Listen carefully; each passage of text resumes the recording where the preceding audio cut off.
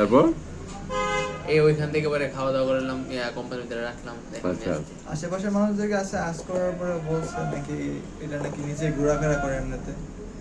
আচ্ছা আচ্ছা, বুঝতে পারছি মানে এই বিল্ডিং এ থাকে। বুঝতে পারছি।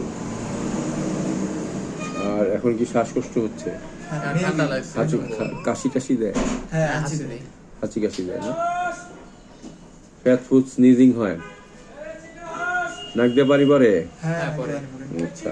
আর হাগু কেমন করে? হাগু আজকে সকালে পড়তে মেবি একটু দেখবো প্রস্রাব করছে, হাগু করে না। আচ্ছা।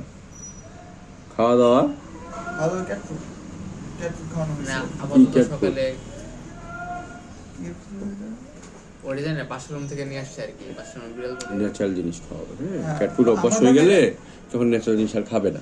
আমার বাসায় এখন নিয়ে থেকে যাবো। মাছ সিদ্ধ, মুরগির মাংস, গরুর মাংস, খাসির মাংস সব খাবে, ঠিক আছে? আমার বাসায় এমনিতে ওই যে মুরগির মাংস আছে। হ্যাঁ, ওগুলো দেওয়া যাবে, ধুয়ে দেওয়া যাবে। হ্যাঁ, তো ক্যাট ফুড যত কম অভ্যাস করানো যায় ততই ভালো, ঠিক আছে?